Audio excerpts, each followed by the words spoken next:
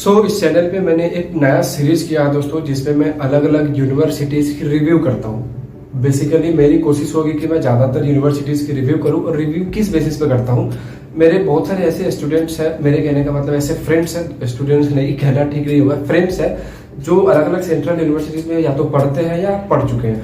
तो उन सभी के साथ जो इंटरेक्शन होती है उस बेसिस पे और इंटरनेट पे बहुत सारे की रिसर्च करने के बाद मैं आपके साथ ये रिव्यू लाता हूँ। तो बेसिकली आज के इस वीडियो में हम लोग जिस यूनिवर्सिटी के बारे में बात करने वाले हैं उसका नाम है मिजोरम सेंट्रल यूनिवर्सिटी। अब देखो, मिजोरम सेंट्रल यूनिवर्सिटी से भी मैं पढ़ चुका हूँ, बहुत ज्यादा दिन तक नहीं, पर तीन चार महीने के लिए मैं यहाँ पढ़ चुका हूँ। बीच में ही मैंने अपना यहाँ की पढ़ाई छोड़ दिया था। तो बेसिकली इसी के बारे में हम लोग बात करेंगे कि मिजोरम यूनिवर्सिटी कैसी है, प्लेसमेंट कैसा है, एडमिशन कैसे होता है और प्लेसमेंट वगैरह क्या है, इन सभी चीजों के बारे में हम लोग डिटेल में बात करेंगे। ठीक है, मेरा नाम है सत्यम और मैं फूड टेक्नोलॉजिस्ट हूँ। वीडियो को शुरू करते हैं। तो दोस्तों, सबसे पहली बात ये कि मिजोरम यूनिवर्सिटी ये बेसिकली एक सेंट्रल यूनिवर्सिटी है और ये बेसिकली मिजोरम के आइजोल में है। ठीक है, आइजोल मिजोरम की कैपिटल है और मिजोरम से आपको आइजोल जाने में 1-1.5 घंटे का समय लगता है। तो ये इतने डिस्टेंस पे है। दूसरी बात ये है कि अगर मैं इसके कैंपस की बात करूं तो कैंपस अमेजिंग है, जस्ट ठीक है, बहुत शानदार कैंपस है। आपको वैसे भी नॉर्थ ईस्ट वहाँ के इन्वायरमेंट और वहाँ की नेचर के लिए जाना जाता है। तो ये जो यूनिवर्सिटी है ये बिल्कुल पहाड़ों के बीच में बनाया गया है और कैंपस बहुत अच्छा है। आपको कैंपस में किसी तरह की कोई प्रॉब्लम नहीं आएगी। और यूनिवर्सिटी जो है वो बहुत बड़ी है, बहुत बड़े बड़े डिपार्टमेंट्स बनाए गए हैं।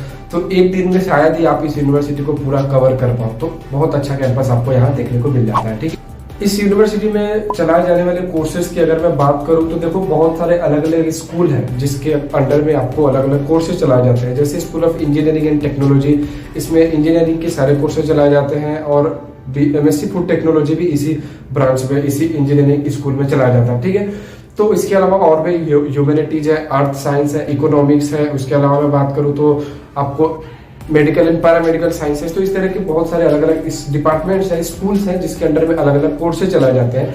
एक जो ध्यान देने वाली बात है वो ये है कि इस यूनिवर्सिटी में ज्यादातर आपको जो कोर्सेज है वो पोस्ट ग्रेजुएशन लेवल के दिखेंगे।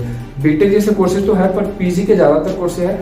यूजी के बहुत कम कोर्सेज इस यूनिवर्सिटी में पढ़ाए जाते हैं। तो आप जो भी कोर्स करना चाहते हो, चाहे वो यूजी हो या पीजी हो, तो इसके लिए मैं आपको रिकमेंड करूंगा कि एक बार जाके यूनिवर्सिटी की ऑफिशियल वेबसाइट पे जाके चेक कर लो कि आप जो भी कोर्स करना चाहते हो वो उस यूनिवर्सिटी के वेबसाइट पे, मिजोरम यूनिवर्सिटी में है भी या नहीं है। ठीक है, अब आ जाती है एडमिशन क्राइटेरिया के बारे में कि एडमिशन कैसे होता है। तो देखो, बेसिकली लास्ट ईयर तक जो एडमिशन होता था वो मिजोरम यूनिवर्सिटी अपने तरफ से एंट्रेंस एग्जाम कंडक्ट कराती थी, एक नेशनल लेवल का पूरे इंडिया में, और उसी एंट्रेंस एग्जाम के बेसिस पे एडमिशन लेते थे वो लोग। बीटेक जैसे कोर्सेज की अगर मैं बात करूं तो बीटेक में आपको जेई मेंस के स्कोर के बेसिस पे एडमिशन होता था 50% सीट्स में। ठीक है, बाकी 50% सीट के लिए मिजोरम यूनिवर्सिटी अपनी तरफ से एक एंट्रेंस एग्जाम कंडक्ट कराते थे जिसका नाम ये लोग देते थे Mizoram university engineering entrance exam. तो ये कुछ एडमिशन का सीन है।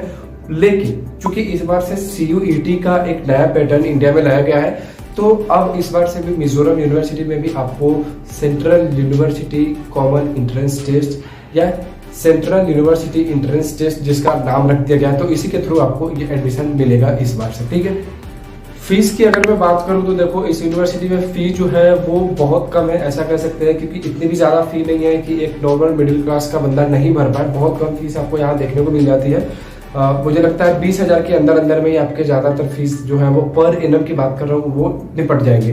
लेकिन कुछ प्रोफेशनल कोर्सेज है जैसे बीटेक जैसे कोर्सेज में आपको फीस थोड़ी ज्यादा देखने को मिल जाती है। ठीक है, हॉस्टल की अगर मैं बात करूँ तो हॉस्टल देखो, इस यूनिवर्सिटी में टोटल 12 हॉस्टल है, जिसमें से 2 हॉस्टल रिजर्व है रिसर्च स्कॉलर्स के लिए। बाकी 7 जो हॉस्टल है उसमें बॉयज रहते हैं और 5 ऐसे हॉस्टल हैं जिसमें गर्ल्स रहते हैं। हॉस्टल की इंफ्रास्ट्रक्चर की मैं बात करूं तो काफी शानदार है। नीचे आपको बहुत अच्छी क्लीनिंग देखने को मिल जाती है, बेड वगैरह वो लोग प्रोवाइड करा देते हैं, लाइट, पानी, वाईफाई, ये सारी चीजें आपको वहाँ अवेलेबल है। तो हॉस्टल बहुत अच्छा है। फूड के मामले में आपको थोड़ा कॉम्प्रोमाइज करना पड़ेगा क्योंकि एक ये रीजन का डिफरेंस आ जाता है, नॉर्थ ईस्ट आपको थोड़ा उधर साइड में पड़ जाता है।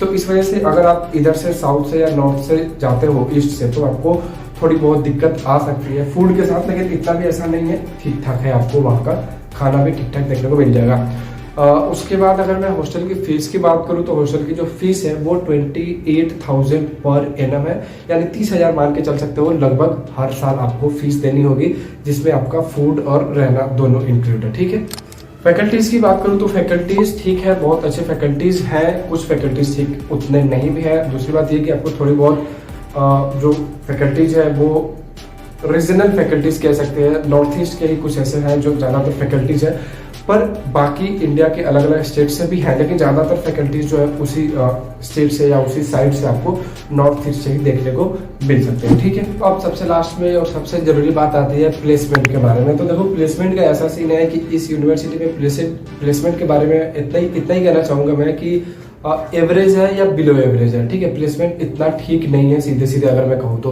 प्लेसमेंट के मामले में आपको कुछ ऐसे ही कोर्सेज हैं जहां थोड़ी बहुत प्लेसमेंट आपको देखने को मिल सकती है, जैसे कि आपके पास बीटेक जैसे कोर्सेज हो गए या कुछ और प्रोफेशनल कोर्सेज हैं जहां आपको प्लेसमेंट थोड़ा बहुत है, लेकिन सभी कोर्सेज में प्लेसमेंट नहीं है। दूसरी बात यह कि प्लेसमेंट इसलिए भी नहीं है कि यूनिवर्सिटी तो कोशिश करती है कि कंपनीज आए, लेकिन चूंकि यूनिवर्सिटी बहुत साइड में पड़ जाती है तो इस वजह से बहुत सारी कंपनीज ऐसी हैं जो इंटरेस्ट उतना नहीं दिखाती है आने में। तो ये भी एक रीजन है प्लेसमेंट नहीं होने का। एमएससी फूड टेक्नोलॉजी का मैं स्टूडेंट रहा था तभी, तो उस समय ऐसा है कि एमएससी फूड टेक्नोलॉजी में या लाइफ साइंस के कुछ कोर्सेज में आपको प्लेसमेंट मिल सकता है फैकल्टीज के हेल्प से, या कुछ कैंपस भी प्लेसमेंट मिलता है, पर बहुत ज़्यादा प्लेसमेंट की एक्सपेक्टेशन मत करना। लेकिन ओवरऑल चूंकि आप एक सेंट्रल यूनिवर्सिटी से पढ़ के आ रहे हैं तो ऑफ कैंपस आपको बहुत अच्छा खासा प्लेसमेंट मिल सकता है। सो ये बात थी मिजोरम यूनिवर्सिटी के बारे में। अगर मैं प्रॉब्लम्स की बात करूं तो देखो प्रॉब्लम ये है कि आपको एक कम्युनिकेशन गैप का प्रॉब्लम हो सकता है, क्योंकि वहाँ जो ज़्यादातर स्टूडेंट्स हैं वो उसी साइड के होते हैं, फैकल्टीज भी ज़्यादातर उधर के ही हैं, तो आपको थोड़ी बहुत कम्युनिकेशन की दिक्कत आएगी। मतलब ये कि क्लासेज जो है वो प्रॉपर इंग्लिश में ही चलेंगी, लेकिन कुछ फैकल्टीज इधर के भी होते हैं तो हिंदी में शायद वो बता दें, पर इसकी पॉसिबिलिटी कम है। ज़्यादातर जो टीचर्स हैं वो मिजोरम में भी कई बार क्लास ले लेते हैं, तो मिजो लैंग्वेज में थोड़ी बहुत आपको प्रॉब्लम आएगी, लेकिन इंग्लिश के लिए तैयार रहना होगा। बाकी जो बच्चे हैं उनके साथ भी आपको कम्युनिकेशन इंग्लिश में ही रखनी पड़ेगी, या मिजो अगर आपको आती है तो ठीक है, लेकिन एक कम्युनिकेशन गैप है, ये मेन बात मैं कहना चाहता हूँ। ठीक है, सो आज की इस वीडियो में इतना ही रहने देते हैं। मिजोरम यूनिवर्सिटी के बारे में हमने बात करी। अगर आप किसी और यूनिवर्सिटी के बारे में चाहते हो तो मेरे को नीचे कमेंट करके बताओ, उस बारे में भी मैं बात करूंगा। फिलहाल आज के लिए इतना ही रहने देते हैं। पूरा वीडियो देखने के लिए बहुत बहुत धन्यवाद। चैनल को सब्सक्राइब करें।